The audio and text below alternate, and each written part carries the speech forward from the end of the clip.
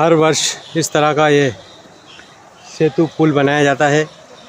जो ये नदी है बाकुड़ नदी, इस पर परिक्रमावासी को जाने में किसी तरह की कोई परेशानी ना हो, इसलिए बकावा गांव के नवयुवक साथी माँ नर्मदा के तट पर, माँ नर्मदा के पथ पर अगर यह अस्थायी पुल ना हो तो 10 किलोमीटर ज़्यादा परिक्रमावासी को चलना पड़ता है।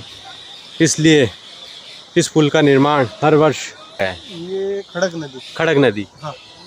जो आपको सेतु दिखाई दे रहा है ये खड़क नदी पर है और बकावा और रावेर के बीच में, बकावा और रावेर के बीच में जो बकावा के युवा साथी हैं जी, वो हर वर्ष इस सेतु को बनाते हैं।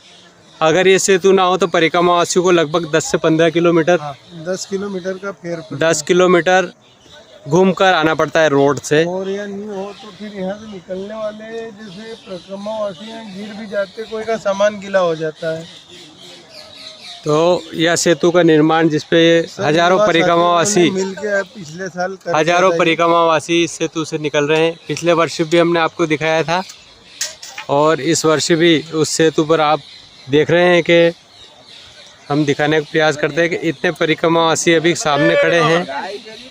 इसका बताएंगे कि कैसे बना है। इस दिन में मतलब 400 से 500 परिक्रमावासी निकले यहाँ से। वो तो प्रतिदिन का आंकड़ा है, 500 परिक्रमावासी निकलते हैं। इसका निर्माण कैसे किया सेतु का आपने? ये हमने भी मतलब आर्मी के इसमें मतलब देख के उसको ये करा था। आर्मी का आपने आइडिया देखा और उसके बाद इस सेतु का निर्माण किया जी। पानी की टंकियाँ लगी हुई थी जी, उसके ऊपर श्रद्धा सेतु नाम दिया था उसका हमने। श्रद्धा सेतु का निर्माण किया। सहयोग कितनी लागत लगी इसमें?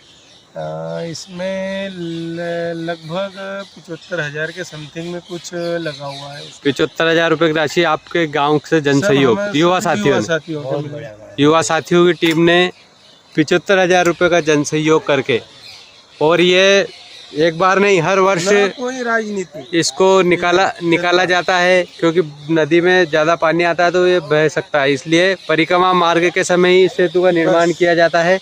पुनः सारा मटेरियल निकाल के रख लिया जाता है और जब परिक्रमा प्रारंभ होती है एकादशी देव उठनी 11 के दिन से उसको उसके पहले से लगा देते दशहरे पे।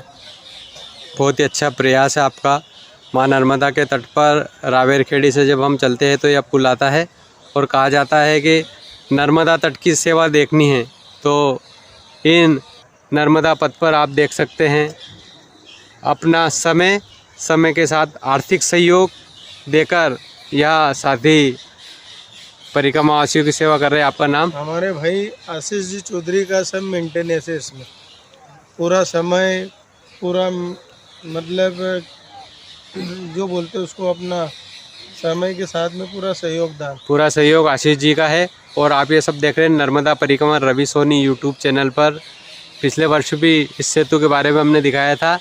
आज फिर दादा गुरु की परिक्रमा में हमें अवसर मिला। नर्मदे हर। काफ़ी काबिले तारीफ़ आपका यह कार्य है। इस कार्य की शब्दों में तारीफ़ नहीं की जा सकती, क्योंकि सेवा का कार्य तो यह दिखाई देता है। आप देख रहे हैं दादा गुरु सरकार भी इसी श्रद्धा सेतु से निकल रहे हैं और प्रत्येक परिक्रमावासी अगर यह सेतु ना हो तो 10 किलोमीटर दूर सड़क मार्ग से घूमकर आता था। पर इन युवाओं की सोच ने कुछ करने की ठानी और कहते हैं यदि हम सोच ले तो कोई काम असंभव नहीं है।